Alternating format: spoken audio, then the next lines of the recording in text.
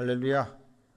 오늘 이 수요 예배에 나오신 성도 여러분들을 예수님의 이름으로 축복합니다. 오늘 말씀 붙잡고 또 뜨겁게 기도할 때 성령의 만져주심과 임하심을 경험하는 시간 되시기 바랍니다. 시편 119편 97절은 이렇게 시작을 하죠. 내가 주의 법을 어찌 그리 사랑하는지요. 여러분, 주의 법을 사랑하십니까? 아멘이십니까? 우리는 사랑을 아름다운 것으로 또 낭만적인 것으로 생각할 때가 많습니다. 근데 여러분, 사랑이 쉬운 걸까요?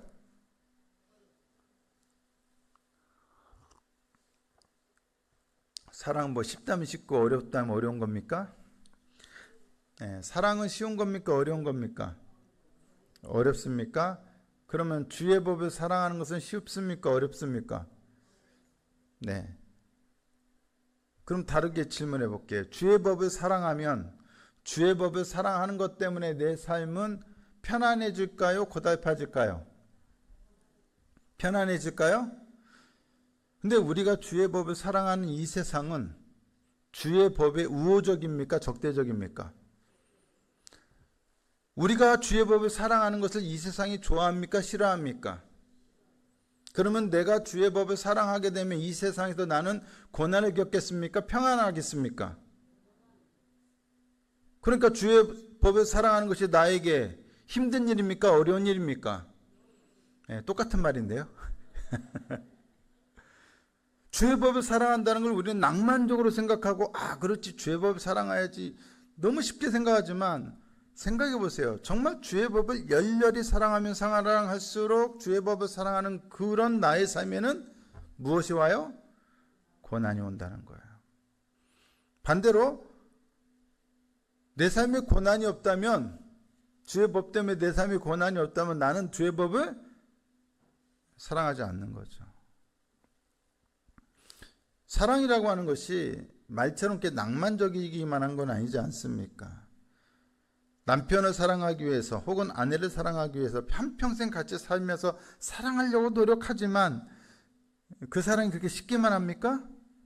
오히려 사랑하려고 하다 보니까 상처를 받기도 하고 어려움을 겪기도 하고 아픔을 겪기도 해요. 부모가 자녀를 사랑하지만 자녀를 사랑하는 부모는 자녀를 사랑하는 것 때문에 어때요? 희생을 해야 하고 대가를 치러야 하고 고난을 겪기도 하고 아파하기도 하고 고통을 겪습니다. 부모들이 아이들 키울 때 속상함 한 번 안 겪는 부모는 한 명도 없어요. 이 모니터 좀 줄여주세요. 모니터가 너무 웅웅거리네요. 모든 부모는 자녀를 사랑하지만 내가 사랑하는 내 자녀를 양육하면서 상처는 다 받아요. 고통을 다 받아요. 오죽 답답하면 엄마들이 그러잖아. 딸들한테 너도 꼭 커서 너 같은 딸 낳아봐라. 그러면은 되게 기분 나빠하잖아. 그거 얘기 듣고. 우리 딸이 그랬대요. 지 엄마 그랬더니 되게 기분 나빠하더래요. 말을 잘 듣든가. 사랑이란 결코 쉽지 않습니다. 주의 법을 사랑한다는 거, 그게 쉬운 것만은 아니죠. 하지만 당연히 사랑해야죠. 여러분, 아가서 2장 15절에 아가서는 사랑을 노래하지 않습니까? 그런데 아가서 2장 15절에 뭐라고 되어 있어요? 우리를 위하여 여우 곧 포도원을 허는 작은 여우를 잡으라. 이 작은 여우가 뭐하고 있어요? 포도원을 헐어요. 포도원은 사랑의 포도원이에요. 남녀 간의 사랑을 상징하는 곳이에요. 우리의 사랑을 방해해요. 이 작은 여우가 막 온갖 데를 그냥 헤집고 다니면서 포도원을 망쳐놔요. 사랑을 망쳐놔요. 이 작은 여우 어떻게 해야 돼요? 잡아야죠. 작은 여우가 어디에서나 출몰을 해요. 우리의 사랑을 회방하고 우리의 사랑을 훼손하는 일들이 이 세상에서는 수도 없이 일어나요. 포도원을 허는 작은 여우들이 우리의 삶 곳곳에서 일어나요. 우리 가정에서도 일어나고 교회에서도 일어나고 직장에서도 일어나고 인간관계에서도 일어나고 부모와 자녀 사이에도 일어나고 심지어 연인들 사이에서도 작은 여우들이 출몰을 해요. 부모와 자녀 사이에도 그렇고. 일반적인 사랑에서도 그런 작은 여우들이 출몰한다면 주의 법을 사랑하는 우리의 사랑, 가장 중요한 사랑이잖아요. 하나님을 사랑하고 하나님의 말씀을 사랑한다는 것이 가장 중요하잖아요. 근데 그 사랑에는, 그 사랑을 회방하기 위해서는 작은 여우와 같이 방해꾼이 출몰 안 하겠습니까? 오히려 우리의 영적인 대적이 더 많이 출몰해서 우리의 사랑을 회방하거나 방해하지 않겠습니까? 여러분, 가나안 땅에 들어가기 전에 마지막으로 이스라엘 백성들을 모아놓고 모세가 모압 평지에서 마지막 설교를 합니다. 그게 이제 신명기죠. 그리고 너희들 저기 들어가서 잘 믿어야 돼. 잘 안 믿으면 저주고 잘 믿으면 축복이야. 잘 믿을래 안 믿을래 했더니 이제 잘 믿겠다 해가지고 모압 평지에서 마지막 가나안 땅에 들어가기 전에 모세를 통해서 하나님과 언약을 맺습니다.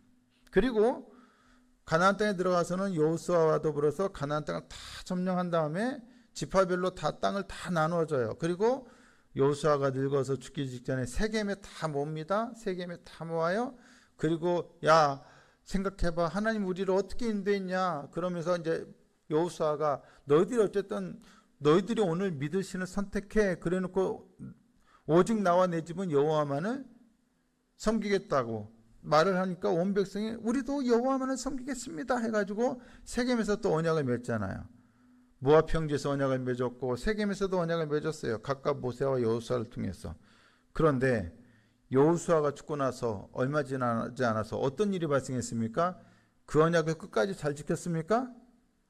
아니죠. 그 언약이 스르르 스르르 무너지는 것들을 보게 되지 않았습니까? 그래서 사사기라고 하는 비극적인 영적인 혼돈의 시대가 도래하는 것을 우리가 보지 않았습니까? 여호와의 언약이 무너져요. 언약이란 하나님과 이스라엘 백성 사이의 사랑의 계약이에요. 그 사랑이 어때요? 여지없이 무너져요. 영원할 것만 같았던 사랑이지만 영원하지 않더라는 거죠. 우리의 사랑이란 늘 이와 같이 어떻습니까? 늘 위기가 있고 고난이 있고 어려움이 있어요. 그 사랑 영원하지 않아요. 무너져요. 이것을 통해 우리가 알 수 있는 것은 무엇입니까? 사랑은 결코 쉽게 지켜지지 않는다는 거예요. 사랑이 제대로 지켜지려면 결코 쉽게는 안 돼요. 반드시 엄청난 의지와 노력과 희생과 눈물과 싸움과 분투가 있어야 돼요. 노력이 있어야 돼요. 목숨을 건 투쟁이 있어야 돼요. 어설프게 아이 뭐 주님 사랑하죠 뭐. 아이 주의 법을 내가 얼마나 사랑하는데요. 쉽게 말한다고 될 문제가 아니라는 거죠 이게. 사랑을 지키기 위해서는 사랑을 방해하는 많은 난관과 어려움을 이겨내야 합니다. 죄악 세상에서 주의 법을 사랑한다는 것은 결코 쉬운 일이 아닙니다. 왜요? 우리의 이 사랑을 회방하는 일들이 너무나 많기 때문입니다. 오늘 본문을 보시면 98절에는 원수라는 말이 나오고 101절에는 모든 악한 길이라는 말이 나오고 107절에는 고난이라는 말이 나오고 110절에는 악인들, 올무라는 말이 나옵니다.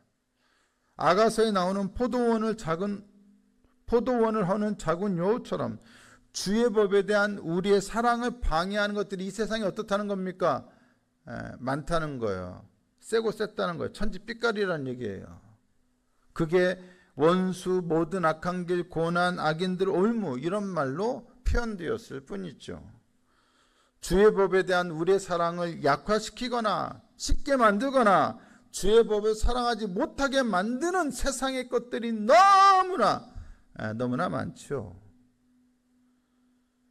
시편 119편 109절에 그래서 뭐라고 표현합니까? 나의 생명이 항상 어디에 있다고요? 위기에 있다. 주의 법을 사랑하면 그 결과 항상 평안하고 은혜롭고 행복하고 번성하고 잘 되기만 할 것으로 생각합니까? 현실 그렇습니까? 도리어 주의 법을 사랑하면 사랑할수록 우리의 삶에는 그것 때문에 고난과 위기가 다양하게 나타나지 않습니까? 항상 그러한 삶에는 어떻습니까?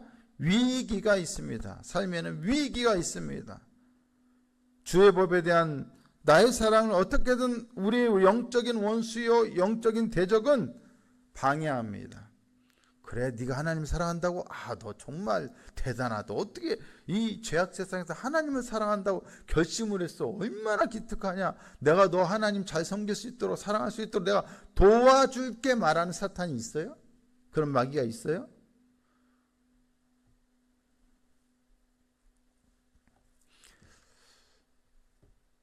모든 성도들은, 그리스도인들은 주의 법에 대한 사랑이 있어야 합니다. 특별히 목사는 말씀을 전하는 사람이니까 누구보다도 말씀에 대한 열정과 사랑이 커야 하지 않겠습니까? 목회의 반 이상은 사실 설교 아닙니까? 말씀을 전하고 가르치는 삶을 살아야 하는데 주의 법을 사랑하지 않는다는 것은 목사에게는 있을 수 없는 일입니다. 그런데 목사로서, 설교자로서 말씀에 대한 열정과 사랑을 쏟아부으면서 목회적인 열정을 가지고 열심히 그 말씀을 사랑하는 일과 말씀을 가르치는 일을 하려고 하면 할수록 그에 비례해서 뜻하지 않은 고난과 위기가 찾아올 때가 있다라는 거죠. 항상 말씀 사역을 방해하는 일들이 있어요. 마음을 상하게 하는 일들이거나 교회에서 여기저기서 리스크가 막 빵빵 터지는 일들이 있어요. 겪지 않아도 될 위기나 고난이 열심히 하려고 하면 할수록 발생하는 경우가 있더라는 것이죠. 놀랍게도 담임 목사 때도 그랬지만 부목사 때도 그랬어요. 정말로 열심히 사역을 했습니다. 청년들도 잘 지도하고 교구 사역도 열심히 하면서 말씀을 열심히 전했습니다. 정말 열심히 했거든요. 그런데 핍박이 와요. 어디에서 핍박이 왔을까요? 누구로부터 핍박이 왔을까요? 예? 네. 어디서부턴가 왔어요. 차마 말은 못하겠어요. 잘하면 잘한다 격려를 해줘야 할 입장이 오히려 그런 상황이 아니라 열심히 하는 것 때문에 핍박이 와요. 방해가 와요. 담임 목사는 담임 목사 할 때는 안 그럴 것 같아요. 모든 성도들이 우리 목사님 말씀 준비 열심히 해, 말씀 설교 열심히 준비해서 말씀 잘 전해, 다 박수 칠 것 같으세요? 절대 그렇지 않아요. 성도들이요, 사람이 다 제각각이에요. 한 분은 요르단에서 어떤 선교사님, 사모님이신데 저한테 불만이 있는 거예요. 뭔가 말은 해야겠는데 불만이 있어. 말을 어떻게 하는 줄 아세요? 자기 얘기로는 안 해. 뭐라고 하냐면 다른 선교사님이 그러는데 목사님 말씀에 은혜가 안 된대요 그러더라고요. 어쩌라고요? 여러분, 본인도 은혜되라고 말씀 전하는 건 아니지 않습니까? 본인이 어렵대요. 말씀이 어렵대요. 그래서 은혜가 안 된대요. 결국 뭡니까? 사기를 꺾고 의지를 꺾고 열정을 꺾고 결국 위기를 만들고 고난을 겪게 만듭니다. 우리가 예수를 잘 믿으려고 하면 이 세상은 예수 잘 믿을게, 내가 적극 밀어줄게, 지원할게, 팍팍팍 밀어줄게 그럽니까? 오히려 예수 못 믿게 막 방해하잖아요. 갑자기 교회 나가려고 하는데 남편이 뒤늦게 들어가지고 밥 차려 막 이런 경우가 생길 수도 있고, 갑자기 기도하러 가려고 했더니 무슨 딴 사건이 터질 수도 있고, 얼마나 다양한 일들이 우리의 삶에 우리의 믿음과 하나님에 대한 사랑, 말씀에 대한 사랑을 약화시키고 식어버리게 만드는 일들이 일어납니까? 얼마나 많은 방해 요소들이 일어납니까? 이와 같이 주의 말씀을 사랑하면 사랑할수록 그것 때문에, 사랑 때문에 우리의 삶에는 고난과 어려움이 닥칩니다. 하지만 동시에 하나님의 말씀에 대한 사랑이야말로 우리의 삶에 닥친 위기나 고난을 이겨낼 수 있는 힘과 능력이 되기도 한다는 것을 우리는 기억해야 합니다. 주의 말씀 때문에 생기는 삶의 위기나 고난은 무엇으로 이겨낼 수 있습니까? 당연히 말씀으로만 이겨낼 수 있습니다. 시편 119편 98절을 보십시오. 주의 계명들이 항상 나와 함께하므로 그것들이 나를 원수보다 지혜롭게 하나이다. 여러분, 원수보다 지혜롭게 한다는 것은 무슨 뜻입니까? 아, 우리를 원수보다 더 똑똑하고 더 영리하고 더 머리가 좋게 한다, 뭐 그런 뜻이겠습니까? 원수보다 지능적으로 똑똑하게 만들어준다는 의미가 아니라 원수들의 어떤 위협에도 쓰러지지 않고 이기게 된다는 것을 의미합니다. 성경에서 지혜란 다른 게 지혜가 아니에요. 하나님을 사랑하고 경외하고 하나님의 뜻에 순종하는 것이 지혜예요. 지능적 IQ 같은 똑똑함이 아니에요. 그거는 헛똑똑이에요. 아무리 내가 아는 게 적어도 내가 아는 걸 잘 지키는 게 최고의 지혜예요. 그래서 목사나 신학 박사가 아는 건 많을지 몰라도 평생 그냥 우직하게 평생 성소에서 예배만 드리고 하나님 말씀만 신실하게 말했던 시골에 그 나이 많으신 노인 할머니 할아버지보다 더 지혜롭지 못할 수도 있는 거예요. 오히려 그분들이 더 신학 박사나 목사들보다 더 지혜로울 수 있는 거예요. 여기 앉아 계신 우리 권사님 장로님들처럼. 왜 아멘 안 하세요? 못 믿으세요? 원수보다 지혜롭다는 것은 원수의 공격에 굴복하지 않고 여전히 하나님의 말씀과 뜻에 순종하는 삶을 살게 된다는 것을 의미합니다. 시편 기자는 주의 계명들이 함께하기 때문에 그렇게 될 수 있다고 고백합니다. 원수 때문에 내가 굴복하는 것이 아니라 오히려 원수의 공격에도 불구하고 나는 하나님의 말씀을 순종할 수 있다. 말씀만이 신앙으로 인해 겪게 되는 삶의 고난과 위기를 극복하게 해줄 수 있는 참된 지혜인 줄 믿습니다. 아멘이십니까? 우리가 어디서 힘을 얻습니까? 무엇으로 우리가 이 험한 세상, 우리의 삶에 닥친 고난과 위기를 극복할 수 있겠습니까? 항상 하나님의 말씀이 우리에게 힘이 되고 하나님의 말씀이 우리에게 진정한 지혜가 되는 줄 믿으실 수 있기를 바랍니다. 몇 번 말씀드렸지만 저는 한 1년 반 가까이 임지 없이 지내봤지 않습니까? 예, 은혜롭고 거룩한 프리랜서로 지내보지 않았습니까? 예, 백수가 아닙니다. 예, 프리랜서입니다. 그 프리랜서로 지내는 동안 집사람이 농담 반 진담 반으로 당신 알바 안 해? 그런 적이 있었어요. 알바 안 했죠. 뭐만 했을까요? 하루 종일 말씀 연구만 했습니다.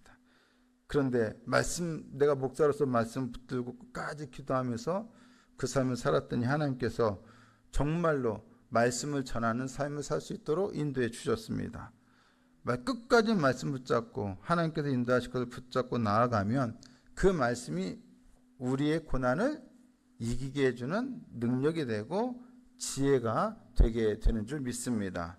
진정한 명철함은 다른 게 아닙니다. 말씀에 대한 지식, 얼마나 성경을 더 많이 아느냐, 신학적인 지식이나 교리적인 지식이 우리 안에 얼마나 많이 있느냐가 아니라 진정한 명철함은 말씀에 대한 온전한 순종을 하느냐 순종하지 않느냐예요.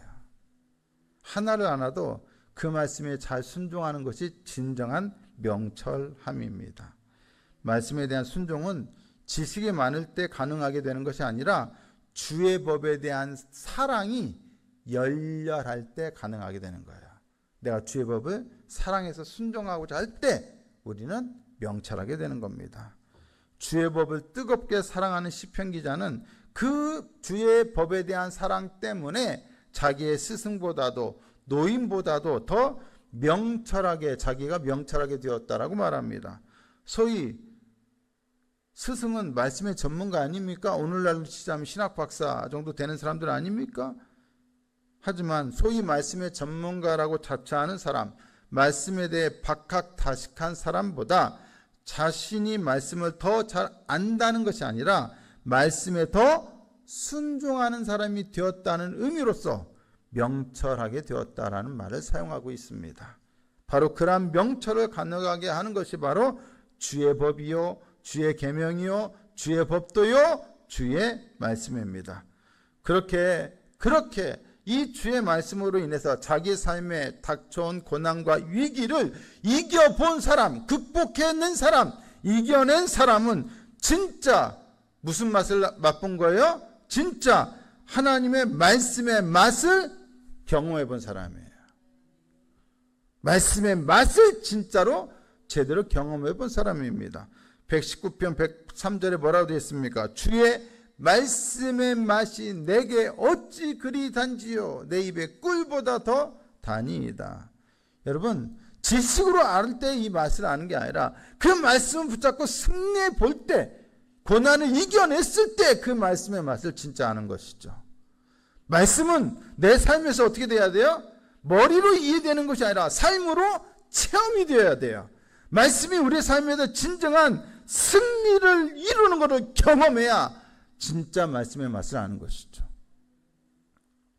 그 맛을 본 사람, 그 말씀을 통해서 위기 속에서의 승리를 맛본 사람, 고난 속에서 회복을 맛본 사람만이, 그 맛을 아는 사람만이 말씀을 배반하지 않게 되고 거짓되게 살지 않게 되는 것입니다. 오히려 말씀을 어기지 않으려고 자기의 발을 금하여 모든 악한 길로 가지 않으려 노력할 것이고, 악인들이 어떻게 살든 그 악인들의 거짓 행위를 나는 결단코 동의하지 않고 좋아하지도 않고 오히려 미워하는 삶을 살게 되는 것이죠. 우리 삶에 고난과 위기가 닥치면 마음부터가 어두워지죠. 마음이 어두워진다는 얘기는 우리 앞이 그냥 막막하고 깜깜하고 어둡다는 거야. 여러분, 마치 모든 빛이 차단된 어두움 속에서 캄캄한 밤이 됐든 아니면 어두운 방에서, 가끔 제가 이제 눈이 나쁘니까 안경을 벗으면 뵈는 게 없잖아요. 그죠? 안경 이렇게 벗어요. 가끔 언제 벗냐면 뭐 핸드폰에 문자가 왔단 말이에요. 그 핸드폰을 딱 이제 꺼내서 이렇게 봐야 하는데 안경 쓴 채로는 안 보여요. 그렇게 벗어요. 벗어도 봐요. 이게 보고 딴 데 보면 하나도 안 보이는 거예요. 오늘도 순간 이러고 보고 있다가 갑자기 기다리던 엘리베이터 문이 딱 열렸는데 들어가서 엘리베이터 뭐 누르려고 하는데 안 보이는 거예요. 버튼이 안 보이는 거예요. 다시 안경을 써야 보이는 거죠. 이게 뵈는 게 없어요. 여러분, 캄캄한 밤에 뵈는 게 없으면 어둠 속에서 우리가 앞에 장애물이 뭐가 있는지 없는지 모르죠. 돌불에 걸려 넘어질 수도 있고 여기저기에 부딪혀서 다칠 수도 있고 아니면 자칫하다가 엎어져서 코가 깨질 수도 있죠. 그것처럼 삶의 위기와 고난은 우리의 삶을 깜깜하고 어둡게 만들어서 우리에게 고통을 안겨주고 우리가 괴로움을 겪게 만듭니다. 하지만 바로 그때 우리의 그 어두운 삶을 비추어서 우리를 위기 속에서 건져주는 것이 바로 뭐다? 말씀이다. 시편 119편 105절에 뭐라고 되어 있습니까? 다 함께 읽어볼까요? 시작. 주의 말씀은 내 발의 등이요 내 길의 빛이니이다. 다시 한번 시작. 주의 말씀은 내 발의 등이요 내 길의 빛이니이다. 내 삶이 지금 당장 고난과 위기 때문에 깜깜해 보인다 할지라도, 아무것도 안 보이는 것 같아도 결국엔 하나님께서 말씀을 통하여 우리 길을 비추셔서 우리 앞에 있는 장애를 반드시 피해갈 수 있도록 인도하신다는 사실을 여러분 믿으십시오. 우리의 삶에 또 삶과 삶에는 항상 위기의 그림자가 드리울 수밖에 없지만 우리가 주의 법을 잊지 않는 한 위기 가운데 넘어져서 영영 일어나지 못하게 되는 일이란 결코 없습니다. 119편 109절 다시 한번 보면 나의 생명이 항상 위기에 있사오나 뭐라고 되어 있습니까? 나는 주의 법을 잊지 아니하나이다. 우리가 주의 법을 잊지 아니하는 한 항상 내 삶에는 위기가 있을 수밖에 없겠지만 그럼에도 불구하고 내가 주의 법을 잊지 않는 한 우리는 그 위기에 넘어져서 쓰러져서 결코 못 일어난 사람이 아니라 그 위기를 어떻게 된다? 이겨내는 지혜와 명철을 얻게 된다는 것입니다. 그러므로 이 주의 법을 아는 사람, 사랑하는 사람은 이 주의 법 때문에 자신의 삶의 위기와 고난을 겪어본 사람은 이 주의 법을 어떻게 하겠습니까? 즐거워하지 않을 수가 없죠. 주의 법을 마음으로 즐거워하겠죠. 그리고 그 말씀에 더욱더 내 마음을 기울여 살려고 살려고 하겠죠. 119편 111절 112절 뭐라고 되어 있습니까? 다 함께 읽어봅니다. 시작. 주의 증거들로 내가 영원히 나의 기업을 삼았사오니 이는 내 마음의 즐거움이 됨이니이다. 내가 주의 율례들을 영원히 행하려고 내 마음을 기울였나이다. 이 법이 내 마음의 즐거움이 됩니다. 그리고 우리는 내 마음을 이 법에 더욱더 기울여 살게 됩니다.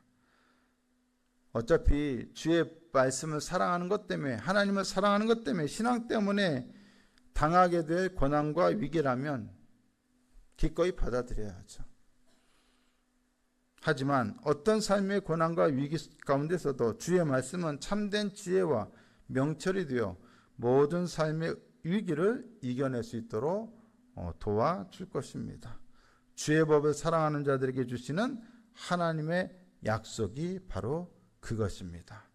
사랑하는 성도 여러분, 주의 법을 사랑한다는 것은 결코 이 세상에서는 쉬운 일이 아닙니다. 하지만 주의 법을 사랑하는 사람은 반드시 그들의 삶에 임하는 위기와 고난을 이겨내는 지혜와 명철을 얻게 될 것이고 능력을 얻게 될 것입니다.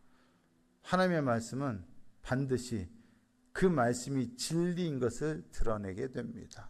세상은 그것을 감추려 하지만 하나님은 때가 되면 하나님의 말씀이 진리였고 능력이었고 지혜였으며 명철이었음을 드러내게 될 때가 옵니다.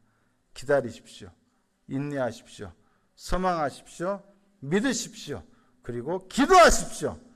주의 법을 잊지 마십시오.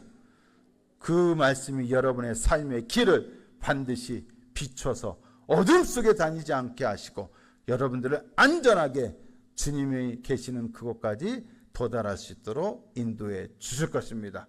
그런 간절한 소망과 믿음을 가지고 이 저녁에 함께 기도하는 시간 가질 수 있기를 바랍니다.